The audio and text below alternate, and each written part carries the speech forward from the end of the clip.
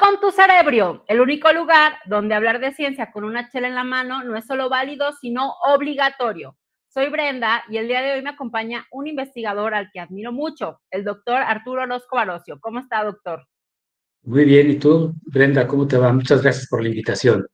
Bien, A aquí tus con la órdenes. lluvia que no nos dejaba llegar. Está bravo estos días, está bien. Decía mi papá que si llueve, todos nos mojamos. Y todos Ay, nos sí. mojamos en el aspecto económico. Pues también, Ojalá. claro, pues sí, Bueno, salud, así es. doctor. ¿Qué está tomando? Una cervecita oscura, estilo Ah, qué Bock. rico. Muy Salud. bien. Salud. Bueno, primero que nada, me gustaría que nos contara un poquito sobre usted. ¿Qué hace? ¿A qué se dedica? ¿Qué estudió? ¿Quién es Arturo Orozco Barocio? Bueno, primero, pues otra vez agradecerte la invitación.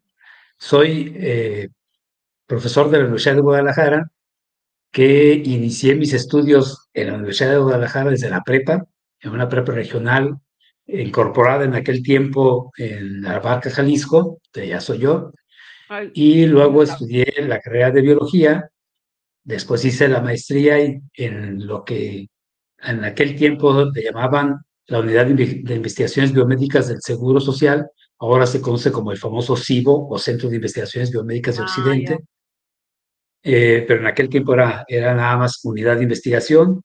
Y después terminé con el doctorado en ciencias biológicas también por la Universidad de Guadalajara.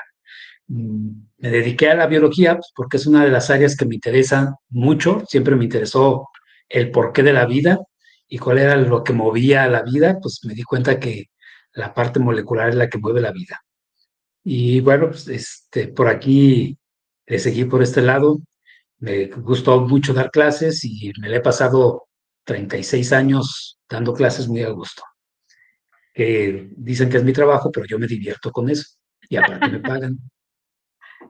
Es lo mejor de todo, ¿verdad? Claro, cada 15 días hay incentivo. Ya sé. Oiga, pues no hace mucho llegó, tuvimos una etapa muy turbia en la humanidad, que fue esta famosa pandemia del COVID, ¿no? Del SARS-CoV-2. Mm.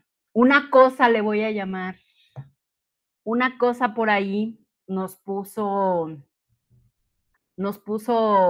vueltos locos, murió mucha gente, la economía cayó y todo por un llamado virus. A usted le encantan los virus. ¿Qué nos puede contar de los virus? Bueno, mira, si los virus es algo muy interesante, podríamos decir que es la unidad básica molecular de lo que iniciaría la vida como tal. Desde la perspectiva científica, los virus no se consideran como vivos. Y voy a explicar poquito esta parte. En general, los sistemas biológicos, es decir, el conjunto de partes químicas y físicas que constituyen una estructura que pueda dar vida, la podemos establecer como, o que pueda dar descendencia más que vida, que pueda dejar descendencia, le llamamos sistema biológico. Entonces, es todo aquello que es capaz de dejar descendencia. Pero de estos hay dos formas de dejar descendencia. Lo que se conoce como vida y como los sistemas biológicos no vivos. Dentro de los sistemas biológicos vivos, pues tenemos todos aquellos que inician como unidad fundamental a la célula. Las bacterias, las amibas, las algas, los elefantes, los dinosaurios hace muchos años, los humanos, o sea, todos estamos formados a partir de células y estas células que tienen toda una estructura compleja, fascinante, en la que interacciona la fisicoquímica para generar aquello que conocemos como vida, como una autosuficiencia de obtener energía del ambiente, energía y materia, transformarla y generar descendencia con esto. Pero también tenemos sistemas biológicos que dejan descendencia, pero que no los consideran como vivos. Entre ellos tenemos principalmente los virus. Los virus son capaces de dejar descendencia, copias de ellos, pero necesitan tener que estar dentro de una célula para poder generar este tipo de copias.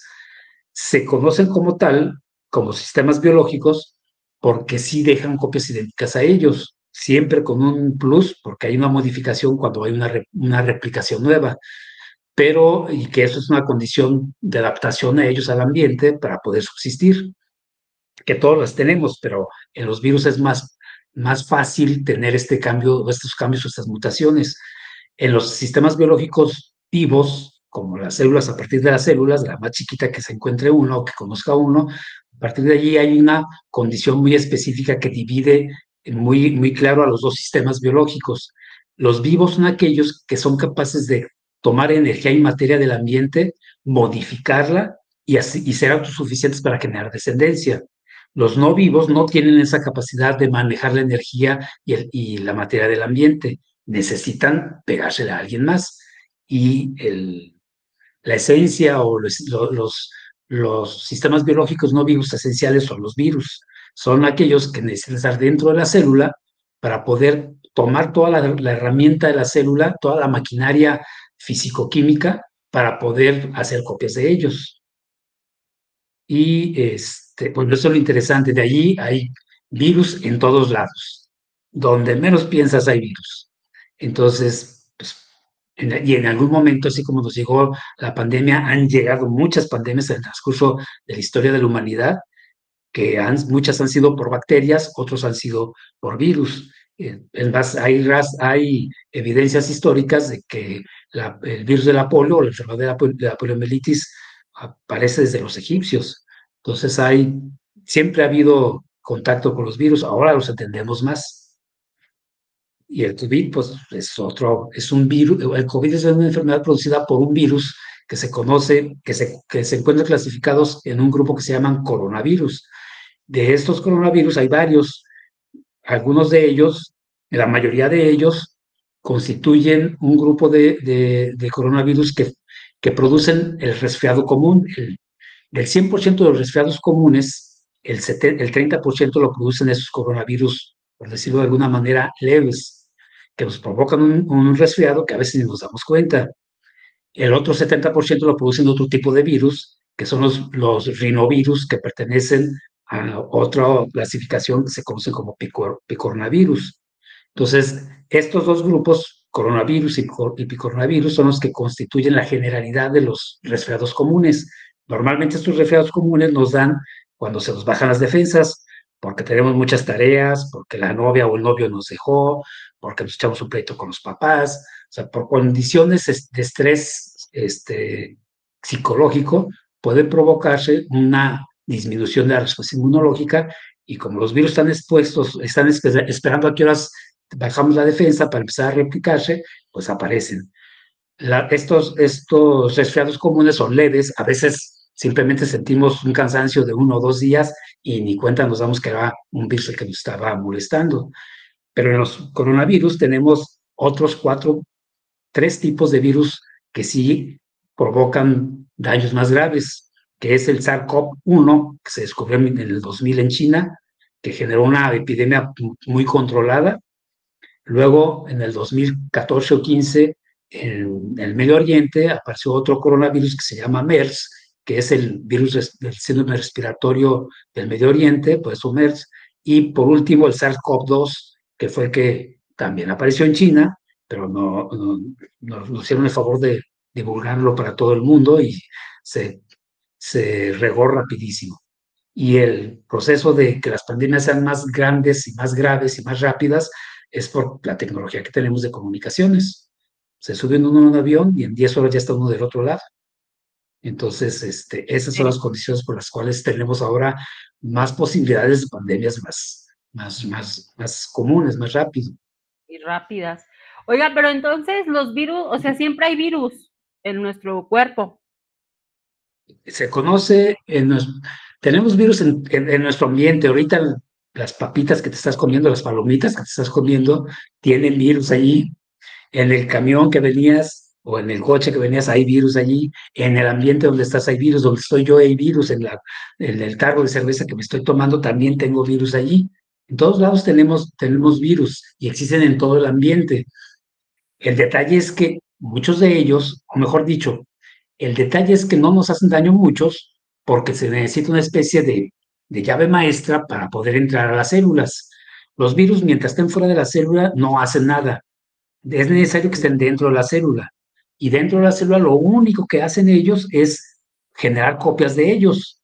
Pero el detalle es que en el proceso de generar copias de ellos, dominan toda la maquinaria de la célula hasta que la destruyen. Hay varias formas de destruir las células a partir de los virus. Una, haciéndola tronar, que se llama lisis o replicación lítica del virus, y la otra, se le conoce como lisogenia, en el que el virus puede guardarse mucho tiempo su material genético, su DNA o RNA, o su ácido desoxirribonucleico o ADN, o ácido ribonucleico o ARN, que son las moléculas que guardan la información de todos los sistemas biológicos. Entonces, estas moléculas se pueden almacenar en las células de un organismo y quedarse por mucho tiempo. Por ejemplo, en el caso del virus del VIH, se almacenan allí y se guardan hasta que se expresan de chiripada, cuando se tiene que expresar otra información biológica de la célula. A veces viene pegado el pedacito de información del VIH y entonces se expresa. Por eso es que les dicen lentivirus al VIH y se expresa como a los 12 o 15 años de que tuvieron el contacto. Igual, Uh, sí, igual hay otros virus, por ejemplo, el virus del herpes, que casi todos tenemos virus de herpes y que vive con nosotros, también se guarda mucho en las células neuronales, que cuando bajan las defensas por algún ambiente, por alguna condición estresante del ambiente, desde la parte psicológica hasta condiciones de temperatura o humedad o otras condiciones que tengamos en el ambiente, se expresa otra vez el material genético del herpes y de la neurona viaja a la piel y nos salen los fuegos o nos sale la famosa culebrilla que a los viejitos como yo después de los 60 es muy fácil que nos dé casi en todo el cuerpo. Y es eso es generado por el culebrilla, famoso... Sí, perdón. es culebrilla. A la culebrilla se le conoce, lo que pasa es que el virus del herpes viaja por el cordón nervioso hasta llegar a la piel, o brinca hacia la piel. Entonces, el virus del herpes brinca hacia la piel en la misma situación donde está el nervio y se ve un hilito, así como fuegos en los labios. Eso sí te han salido fuegos en los labios. No, No te han salido. No, qué bueno. Pero es muy común ver ronchitas o erupciones cutáneas a las comisuras de la boca, que esos son provocados por los herpes. Entonces, eso mismo, pero en la espalda, sobre todo, en las piernas, pero sobre todo en la espalda, llevando la misma dirección del nervio que sale de la médula espinal, el herpes al paralelo empieza a generar esas erupciones en la piel y a eso se le conoce como culebrilla. Es muy doloroso. eso le dio a Y mi papá. Saludos, papá. Eso le dio a mi papá, le dio herpes en la espalda. Entonces es culebrilla. sí, la famosa culebrilla que le dicen, pues es el herpes que si a alguien ya le salió herpes en la comisura de los labios, ya vamos a tener herpes para toda la vida. Esos viven con nosotros desde que entran, se quedan hasta que nos morimos. Se mueren con nosotros. Entonces, mientras tengamos una buena alimentación, un ambiente agradable, no enojarnos, no estresarnos, no hacer cambios de temperatura fuertes, todo ese tipo de cosas que tenemos que cuidar, no nos va a dar más herpes. Pero cualquier cosita que cuando menos pensamos simplemente salir de un ambiente caliente a un ambiente frío, pues eso nos puede provocar un cambio de estrés y que se exprese el virus y puede generarnos No, la mi culebrilla, papá es otras bien cosas. enojón, por eso le dio, por enojón. Bueno, ahí sí ya no puedo decir nada. Ah, Eh, ya, ok. Entonces En, están to- en todos.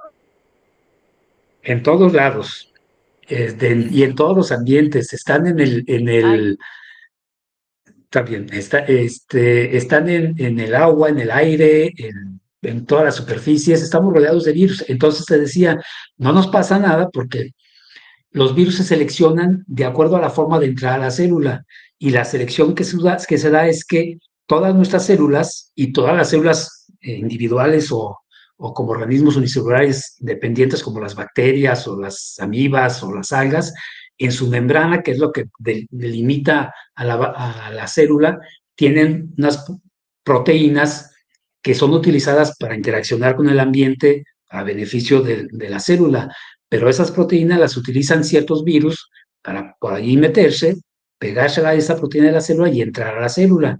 Entonces, no todos los virus entran a todas las células, sino hay una correspondencia entre proteínas de la cápside o de la cápsula que forman al virus con las proteínas de la célula. Entonces, las que interaccionan como una relación candado-llave, entonces, o cerradura-llave, entonces sí pueden entrar. Y de ahí se limitan a que hay virus específicos para vegetales, hay virus específicos para bacterias, hay virus específicos para hongos, para levaduras, hay virus específicos para animales de todas las clases, peces, anfibios, mamíferos. Y entonces sí, en los mamíferos, que es donde entramos nosotros como parte de este tipo de animales, entonces sí podemos tener coincidencias en algún tipo de virus que le pegue al gato, que nos pegue a nosotros, o que le pegue al perro, que nos pegue a nosotros también, porque ya es más común el tipo de proteínas en las células de un mamífero que las de un reptil o un anfibio o un pez y más con una bacteria. Entonces, normalmente los virus que infectan bacterias no nos infectan a nosotros, pero sí tenemos virus también en todo nuestro organismo. Tenemos, así como se conoce la más famosa, eh, ¿cómo le dicen? La bacteriofauna o microfauna, ¿cómo le dicen? Se me fue la palabra. La relación de la cantidad de bacterias que hay en un organismo, ¿Microbiota? ¿cómo? La microbiota, exactamente. Entonces, así como hay una microbiota, hay una virobiota, podríamos llamarle así. O sea, hay virus que se encuentran en nuestra piel y hay virus que se encuentran en todo el tracto digestivo o hay virus que se encuentran en la boca, diferentes a los que hay en el intestino o en el estómago. Entonces, varía de acuerdo a la condición del tejido que tenemos y además nosotros podemos ser transportadores de virus de bacterias en nuestro intestino, porque tenemos muchas bacterias en nuestro intestino. Entonces, también tenemos virus que infectan bacterias que están dentro de nuestro intestino. Y muchas veces esas relaciones entre virus y bacterias pueden provocar alteraciones en nuestra microbiota y provocarnos a veces molestias o algunas enfermedades. ¿Y cuál sería la diferencia entre una bacteria y un virus, por ejemplo? Que te comentaba al inicio de la diferencia entre un sistema biológico vivo y no vivo. Todos los sistemas biológicos vivos, como las bacterias, que son los sistemas biológicos más pequeñitos, son aquellos que pueden obtener energía del ambiente y materia del ambiente. Es decir, todos obtenemos energía y materia del ambiente a partir de los alimentos. Nosotros comemos, o sea, ya hemos llegado a un nivel de culturización de la comida, que nos damos el paquete de elegir qué ponerle y qué sabores y sazones darle. Pero realmente la esencia biológica del alimento es proveernos de energía y materia. A partir de lo que consumimos es lo que generamos modificaciones metabólicas y bioquímicas en nuestras células para generar la materia que necesitamos nosotros y la energía que utilizamos para poder estar vivos. Las bacterias hacen lo mismo, necesitan consumir del ambiente para modificar las condiciones del ambiente, para lo que entran del ambiente hacia ellos, para tener sus propias proteínas y formar sus propias estructuras. Entonces, las bacterias, a diferencia de los virus, ellas pueden vivir de forma independiente porque pueden obtener energía y materia del ambiente a partir de sus alimentos. Los virus no pueden hacer eso. Los virus lo que hacen es como una caja de Legos, si conocemos los juegos de Legos. Los juegos de Legos es una serie de piezas de diferentes tamaños y figuras y colores con un instructivo. El instructivo nos dice que podemos armar un cochecito, un avión, una casita, un muñeco, depende que diga el instructivo. Los virus es algo parecido. El virus es una cajita de proteínas que adentro tiene un instructivo que es el material genético.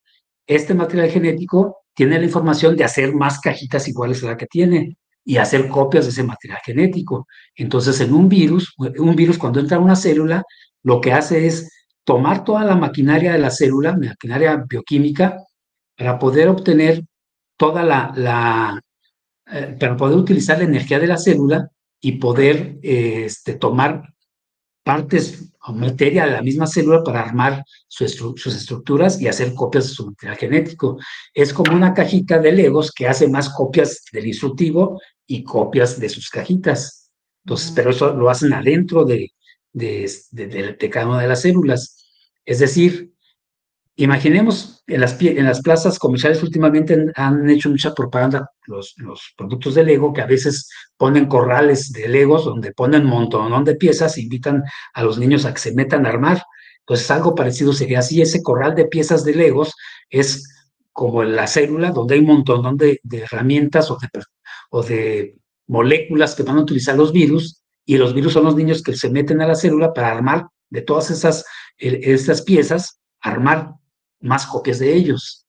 Y una vez que se arman muchas, son tantas que pueden tronar la célula y liberarse para ir a infectar otra célula y hacer otra vez el mismo proceso. Entonces, la única función de los virus es replicarse. La única función, lo que pasa es que en la vida no hay función. No es cierto que estamos hechos para una meta y no sé qué más. Ay, La no me vida diga es, eso. la vida es vivirla. Entonces los virus lo que hacen es replicarse. Las bacterias lo que hacen es reproducirse.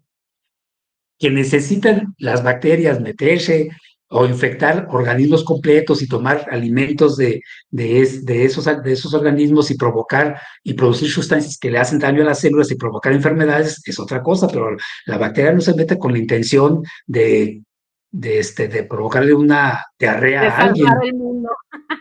Bueno, exactamente. O sea, no somos, no sé si tú viste esas caricaturas, Cerebro y Pinky.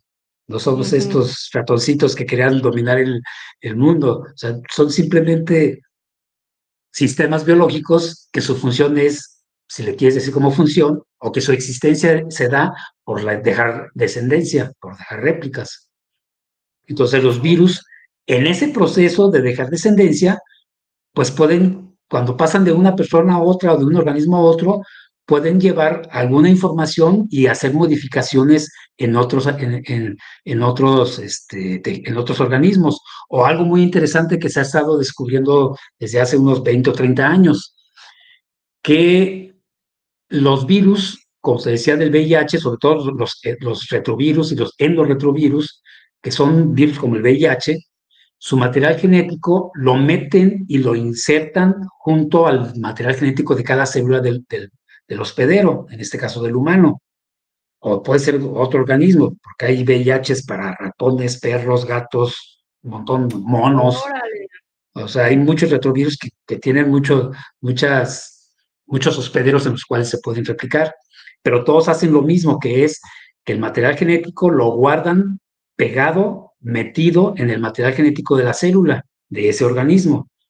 Y lo que se ha visto es que cuando hay muchas copias de retrovirus pegadas dentro del material genético, a la hora que ese material genético se va a replicar para producir un organismo, una copia de un mismo organismo, puede provocar cambios y generar un organismo con cambios nuevos. Por ejemplo, se dice que nosotros somos, o que mejor dicho, los placentarios, los organismos placentarios son todos aquellos que tienen placenta, que nacen a partir de una placenta, como los mamíferos principalmente, o los marsupiales que empiezan a tener una especie de protoplacenta. A excepción de los reptiles, peces y aves que tienen huevos, los demás somos placentarios.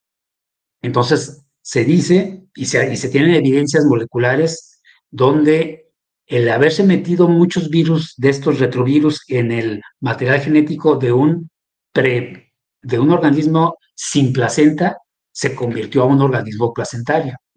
Y a partir de allí se modificó biológicamente una gran cantidad de organismos nuevos que hasta aquí estamos platicando de ellos.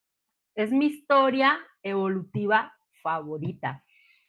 ¿Usted sabe que yo di virología.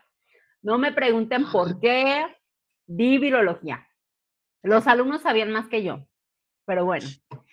Porque yo decía, ¿por qué todo? Que ahorita va una pregunta en torno a eso, pero yo decía, ¿por qué todo tiene que ser malo con los virus? ¿Por qué todo enfermedades, pandemias, epidemias? Si los virus son increíbles. Entonces, buscando ejemplos chidos de virus, me encontré ese. Mi cabeza explotó. Porque yo siempre he dicho, y mi mamá me regañaba, que los bebés, ustedes saben, los que tienen bebés, cuando están en el cuerpo son parásitos. Y mi mamá me regañaba, no digas eso, un día te vas a meter en un problema. Y yo, ma, es que son parásitos, o sea, se están alimentando e incluso hasta matan a la mamá, algunos. Y esa historia me encantó porque, como dice el doctor Arturo, estos virus infectaron a un premamífero placentario, porque hay mamíferos que ponen huevos, como los ornitorrincos y los equidnas. Entonces, un mamífero preplacentario, no podía desarrollarse el cigoto porque el cuerpo lo encontraba como un intruso, como un cuerpo intruso. Entonces lo desechaban y lo desechaban. Hasta que estos virus dejaron en el genoma de los mamíferos una proteína que recubre el cigoto y ahorita va a otra pregunta. Recubre el cigoto y hace que el cuerpo ya no lo identifique como extraño. Y esa proteína forma parte de una de las capas de la placenta hoy en día. ¿Cómo se llama la proteína? ¿Te acuerdas? No recuerdo cómo se llama, soy malo para esas cosas. Hay libros, pero... Está bien padre esa historia, me encanta esa Sí, historia. pero... Y entonces, ¿por qué? Otra cosa que me di cuenta cuando di virología es que los virus tienen superpoderes. Son superpoderosos. Que ahorita ya nos contó uno ahí medio más o menos, lo dijo, de que tienen una llave para abrir una cerradura. ¿Qué otros superpoderes tienen los virus? Para entrar a la célula y hacerse réplicas de ellos y explotar la célula y todo eso que hacen. Si lo consideras como superpoderes, yo no los considero como superpoderes, simplemente son adaptaciones. Son increíbles. Por eso me interesan los virus, porque es la parte mínima de cómo puedes estudiar la interacción de proteína a proteína para generar lo que sucede a nivel de una célula. Una célula es un montón de proteínas, muchas de ellas generadas a partir de la coexistencia con los virus, pero que generan una serie, debe de haber miles de conexiones entre lo que reconoce la célula y responde al interior de la célula para generar una respuesta molecular también. Por ejemplo, los virus, cuando infectan una célula, las células empiezan a defenderse.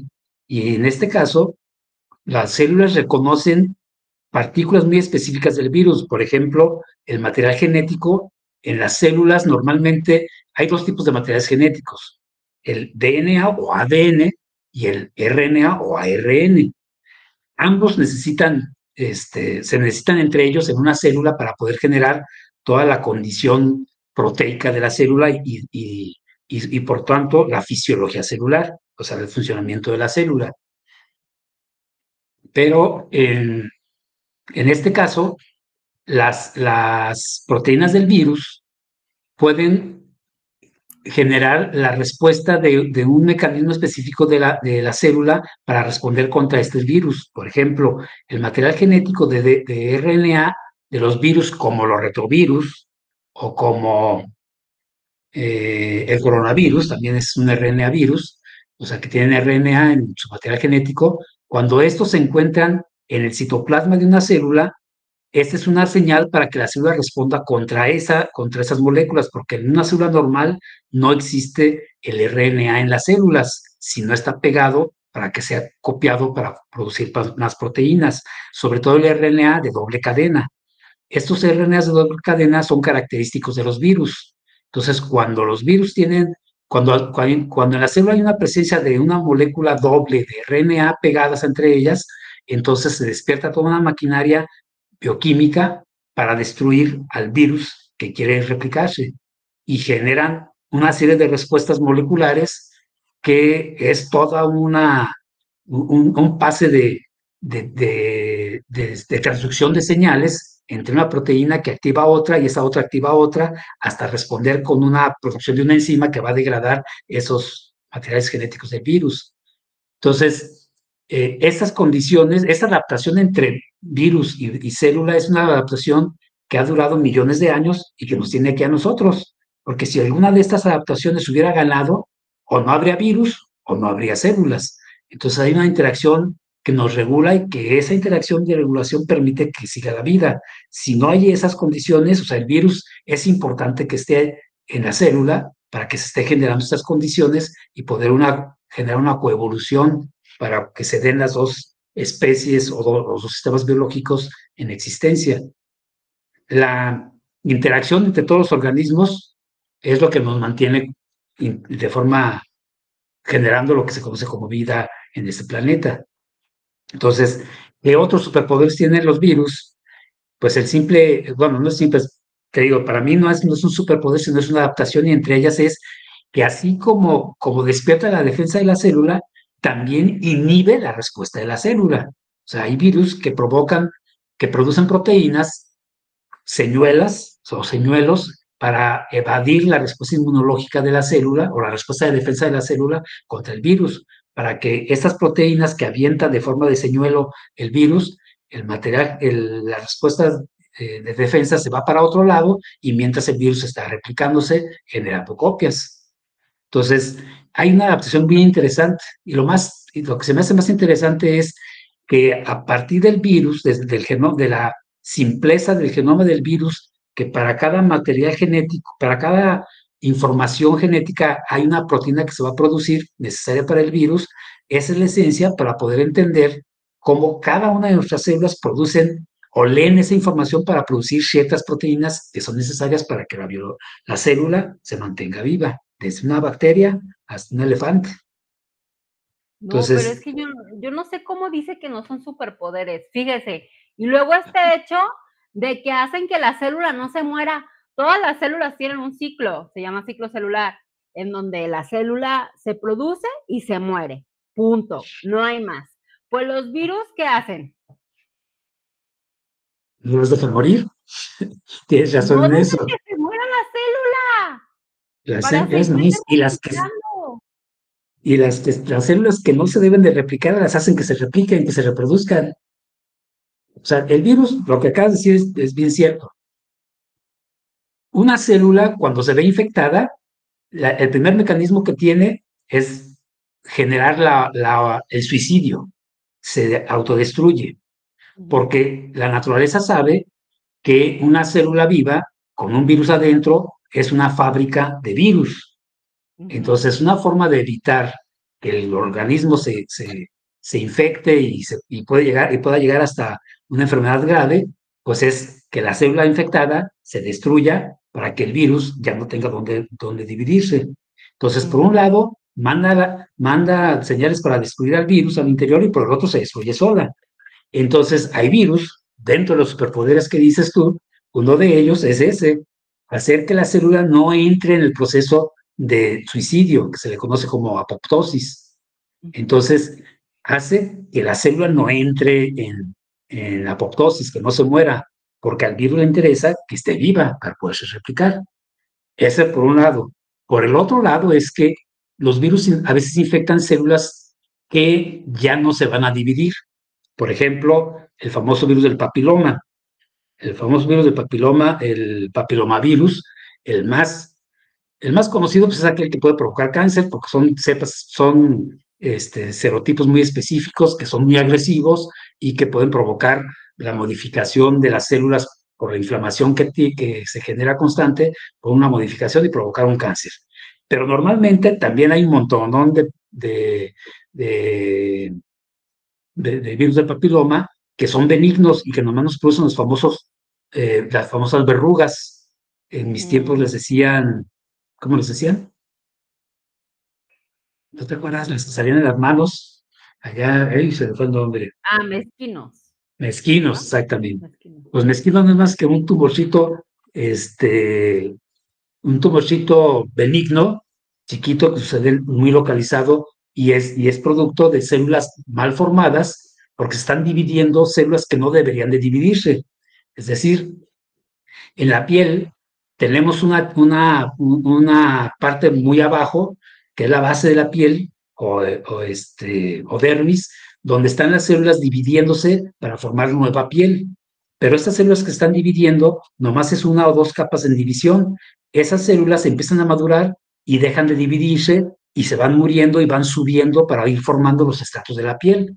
Nuestra piel externa no es más que células muertas de piel cubiertas con proteína, con colágeno principalmente.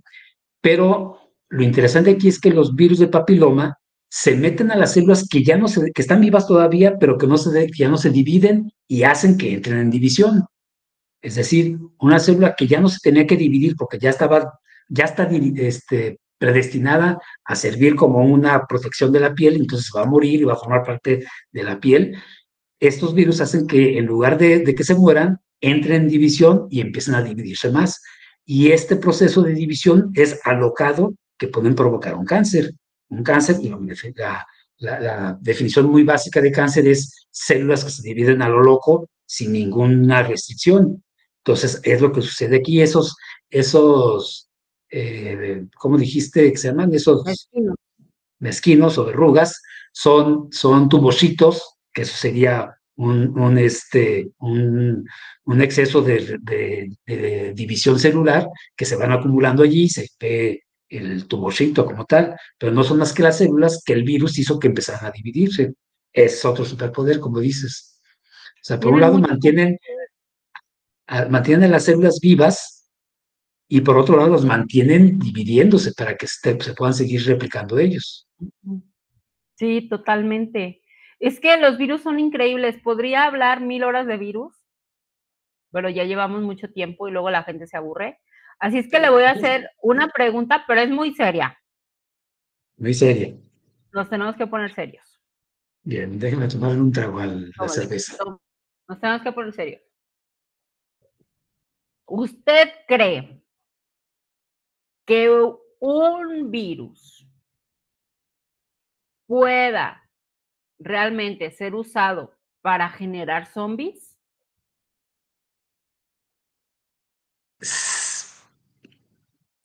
Se sabe mucho, no puedo decir sí o no.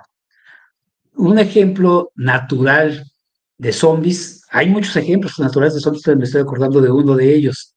Hay unos virus, babulovirus se llaman, que infectan a los insectos. Y de estos insectos, estos virus que infectan a los insectos, infectan a siempre se me enreda la complicación que sucede aquí entre avispas y orugas. Estos virus son inyectados por las avispas a las orugas que van a utilizar como fuente de alimento de los huevecillos que van a poner. Entonces, estos virus inyectados por la avispa hacen que el virus entre en un proceso de zombies y permiten que puedan ponerle los huevecillos y dejan que las larvas de los huevecillos que luego se convierten en larvas de las avispas se alimenten de ella. Entonces, hay una condición así como de zombies que hacen a las orugas como tal. Otro que dicen que pudiera generar una especie de zombies y que han salido por ahí películas exageradas, pues, y dentro de lo que sería ciencia ficción, es la rabia, que es otro virus que infecta directamente al cerebro, a las células, a las neuronas del sistema nervioso central y que más que zombie pues, provoca cambios conductuales muy canijos que van desde la ira, que aumentan la ira la ira, la sensibilidad a la luz, al miedo al agua, a muchas condiciones psicológicas o conductuales que modifican en el individuo, que puede ser un perro, un zorro o un murciélago no, una vaca, porque también los murciélagos pueden infectar a las vacas del virus de la rabia, o una persona que sí les modifican su conducta completamente. El detalle es que cuando llegan a esos niveles de ese cambio de conducta es porque el individuo se va a morir pronto. Ya cuando está el virus a ese nivel, el organismo ya no va a recuperarse para nada. Entonces, pues normalmente en animales domésticos, por ejemplo las vacas, pues normalmente las matan porque no van a poder hacer ya más con ellas. Pero así como las películas, yo la veo difícil todavía. No sé, no sé qué tanto naturalmente se pueda dar en este mundo que las posibilidades son infinitas. No sé qué tanto se pueda dar como tal y menos qué tanto se pueda modificar con condiciones de ingeniería genética un virus que pudiera tener una interacción muy específica con un tipo de neurona del sistema nervioso central para generar una conducta muy específica. Ahí sí no sé qué tanto, hasta qué nivel estemos de precisión para poder llegar a hacer esas cosas. Pues por las dudas yo ya tengo mi machete. ¿Ya tienes tu qué, perdón? Machete. Ah, perfecto, sí, porque hay que cortar la cabeza, si no, no se mueren, ¿verdad? Si no, no se mueren. Oiga, no quiero que nos vayamos sin hablar. Bueno, si los virus son increíbles, fantásticos, y son una cosita de proteínas con material genético, ¿qué pasa con los priones? O sea, los priones son wow. Bueno, desde la perspectiva molecular, los priones son proteínas que se modificaron por condiciones ambientales. No se sabe bien exactamente qué sucede. Se sabe que hay un cambio de conformación de la proteína. O sea, todas las proteínas se producen a partir de que se modifica, se lee el material genético y el material genético que tiene un tipo de alfabeto se traduce a otro tipo de alfabeto. El del material genético está dado por bases químicas con nitrógeno, que se llaman bases nitrogenadas, y el alfabeto químico de las proteínas está dada por otras estructuras más complejas que se llaman aminoácidos. Entonces, hay un proceso celular en el que se convierte ese material genético de un código de bases nitrogenadas a un código de aminoácidos, pero entonces esa secuencia de aminoácidos van a formar una proteína.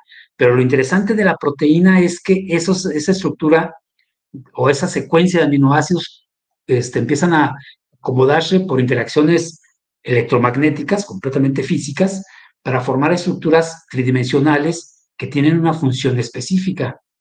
La estructura tridimensional es la que le va a dar la función a la proteína.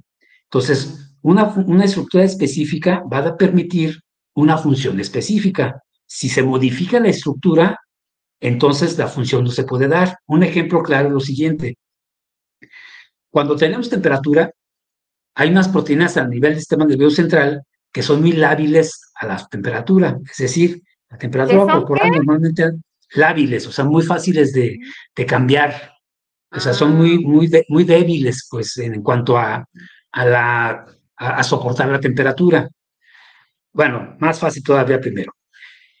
El huevo, si vamos a hacernos un huevo frito, o sea, el huevo, cuando rompemos el cascarón, tiene una condición de tipo, ¿cómo se dice? Medio ¿Viscosa? plasmática, perdón. Viscosa, dije. Ajá, la clara es medio líquida, la yema sí es más sólida, pero también es medio líquida, si la picamos se despanzurra, sale todo lo líquido también, pero cuando lo metemos a la cacerola con fuego, la temperatura hace que esas proteínas del huevo se modifiquen y se hagan completamente sólidas. Estas proteínas ya no se pueden rehacer o hacerse otra vez, devolverse a un estado normal. La temperatura les cambió la estructura tridimensional y ya no funcionan. En el cerebro hay unas proteínas que pueden cambiar su estructura tridimensional muy fácil cuando se eleva la temperatura corporal de 1 a 2 grados. Por ejemplo, las famosas fiebres, o de 1 a 2 grados, no, unos 3 o 4 grados. La temperatura normal es 37 grados en el cuerpo. Pero cuando traemos temperaturas o fiebres de 40 grados, que son 3 grados más, estas proteínas del cerebro empiezan a modificar su estructura tridimensional, se empiezan a desnaturalizar. Y eso provoca que la interacción de conexiones en el cerebro no sea eficiente y puede provocarnos malos sueños, ¿cómo se llama? Hasta visiones o hasta ataques Alucinaciones. epilépticos. O sea, nos pueden provocar muchas malas funciones. Si nos bajan la temperatura con un antipirético, con una medicina o con agua fría, entonces regresan las proteínas a su condición normal y se quitan esas molestias, es decir, se renaturaliza la proteína. Entonces, esa estructura tridimensional va a tener una función específica. Si la proteína cambia su estructura tridimensional, ya no tiene una función, o la que esperamos. En el caso de los priones, sucede que son proteínas que están en la membrana de las neuronas, pero estas proteínas a la fecha, porque no solamente se encuentran en las neuronas, se han encontrado en los linfocitos, en las células de defensa, se han encontrado en algas, se han encontrado en plantas, en insectos. No se sabe cuál es la función específica de esas proteínas, pero lo que se sabe, y se sabe que esta función, la que puedan tener, no es tan vital, porque se han hecho estudios en ratones que les quitan el gen de la proteína priónica y viven felices, ni cuenta, no cambian nada. Entonces, alguna función debe de tener, pero no se sabe todavía bien.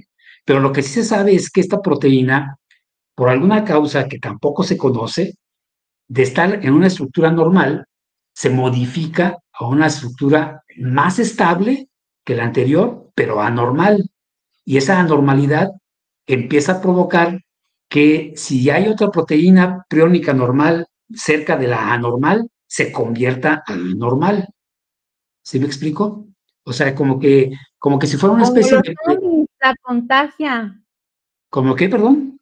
Como los zombies, se van Pues, contagiando. ajá, de la contagio, más o menos parecido. O igual es algo así como que si tienes las fichas del dominó acomodaditas para que le das a una y se van las demás. Entonces, algo parecido sucede aquí, se necesita una cantidad de proteínas priónicas anormales para que cuando se pegan a una normal, la conviertan a anormal. Y esto es muy rápido y entonces provocan que muchas de estas proteínas, al cambiarse de forma anormal, se depositan en la neurona y empiezan a provocar una especie de cristales que rompen la membrana no, rompen el citoplasma y la membrana de la neurona y hacen agujeros en el cerebro. A esas enfermedades se les llaman enfermedades espongiformes, enfermedades neuropatías espongiformes, o sea, enfermedades neurológicas de espongiformes, porque al ver el cerebro de las personas que ya murieron con esto, le hacen un estudio histológico, pues se ven agujeros como si fuera una esponja, provocado por todas las células muertas por estos priones, como tal. Y la otra cosa interesante es que se ha visto que, que estos priones suceden en todos los organismos, te decía, y específicamente se tomó mucha importancia cuando se sucedieron aparentemente como especies de pandemias de priones en vacas, sobre todo en Inglaterra, las famosas vacas locas. Las vacas locas, sí. Lo que se les llaman así porque las primeras manifestaciones que presentan los individuos con estos problemas de priones cambian su conducta, empiezan a temblar mucho, a rascarse mucho, a no poderse detener, a estar medias idas, pueden empezar a provocar alteraciones en el rebaño, y esto se da en chivas, borregos, vacas, casi en todos los animales de granja de este tipo de rumiantes, son muy comunes esos priones. Y se cree que si alguien come carne de vaca loca, pudiera tener posibilidades de infectarse de estos priones y provocar una enfermedad priónica en el humano. Se sabe, no completamente, como de 2 o 3 casos en todo el mundo, como en 40 años que llevan de estudio de esto. Lo que se conoce bien es que en Nueva Zelanda había unas tribus antropo, antro- las que se comen, Fosfágicas. caníbales, ajá, que por pues, condiciones culturales, cuando se moría la familia, se comían el cerebro de la persona. Y entonces, si la persona ¿Y, que y se gore come, está que eso? eso estaba en Nueva Zelanda, estaba, ya no, ya eso fue con ¿Cómo se llama? 1930, cuando, ¿cómo? ¿Cómo se llaman Eh, esas tribus? no recuerdo el nombre. Sí está registrado por ahí, búscatelo en un libro de virología donde viene el capítulo de priones, ahí viene, pero no recuerdo el Ok. nombre de la tribu. Pero el, la enfermedad que veían que las familias tenían enfermedad de este tipo que te mencionaba, empiezan a tener problemas de desorientación, de alteraciones psicológicas o conductuales, porque los priones que tenía la otra persona, al que comieron, se les transmitieron a estos por consumirlo. Ese se llama Kuru, la enfermedad esa le llaman Kuru, Kuru. El Kuru es una encefalopatía espongiforme neurológica provocada por el consumo de neuronas infectadas con el prión afectado o alterado. Entonces, hay este caso se está bien documentado y entonces si hay un riesgo de que si consume uno carne con priones, el riesgo de tener una enfermedad crónica es fuerte, es alto. Y la Ya otra ven, es que no hay que ser sí, caníbales. perdón, No hay que no hay ser que ser caníbales. caníbales, no, hay que ser caníbales. Y también la otra es que, como son modificaciones que se pueden dar con el tiempo y con la edad, y aparte con condiciones genéticas, entonces es posible, estas enfermedades se están dando en personas arriba de los 60 años o más, y empiezan a aparecer, no es muy común. Es más, los casos jóvenes de estas enfermedades se creen que hayan sido contaminados por haber consumido carne contaminada, pero no son comunes, pues te digo que van como dos o tres casos que se han reportado y que se cree que sí se ha generado por el consumo de carne con prión. Entonces, los priones no tienen que ver nada con los virus, ¿eh? Desgraciadamente nos lo dejan a las clases de virología para explicar qué es el prión, o agraciadamente, no desgraciadamente, agraciadamente.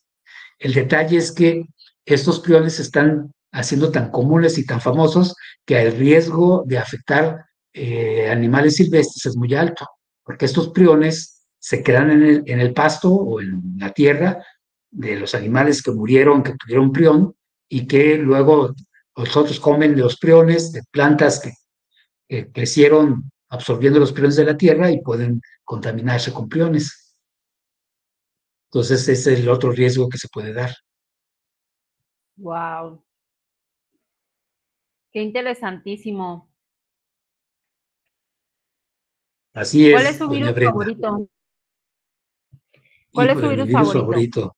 Ajá. No, no, todos me gustan, no, no había pensado en ninguno en especial. Los míos Son son los pagos, están bien padres. Les voy a poner una foto de un pago. los cuales, Los los fagos, pagos, los pagos, los bacteriófagos. están Ajá. padrísimos. Y de todos esos que parecen aves espaciales, sí están bonitos.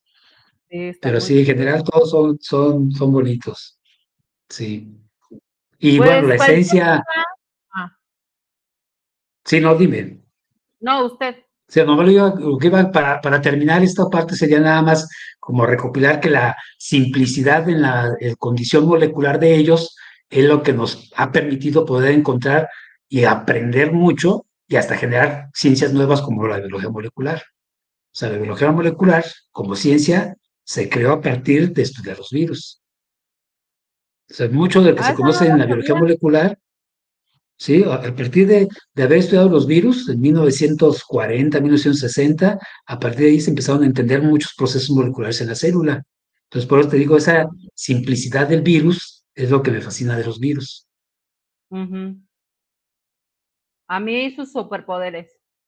Tienen Me muchos encantan. superpoderes. Dentro de la simplicidad tienen muchos superpoderes. Sí, Exactamente. me encantan. Ay, doctor, pues muchísimas gracias. Ojalá nos pueda acompañar en otro episodio. Este estuvo súper interesante. Muchas gracias por acompañarnos. Al contrario, con gusto. Yo también me la pasé muy a gusto. Ya estás viendo que se pasó el tiempo y a mí también se me hizo rapidísimo. Y con todo gusto estoy aquí a tus órdenes. También me gusta platicar más y con gente interesante como tú, más todavía. Muchas gracias, Sí, doctor. Y al muchísimas contrario. gracias a todos ustedes por escucharnos. Recuerden escucharnos en Spotify o vernos. Estamos en Spotify, estamos en YouTube, estamos en Facebook, tenemos Instagram, aunque nunca he subido nada porque no sé cómo, pero algún día lo lograré. Y recuerden que la Sí. ciencia es solo un pretexto. ¡Salud! Salud.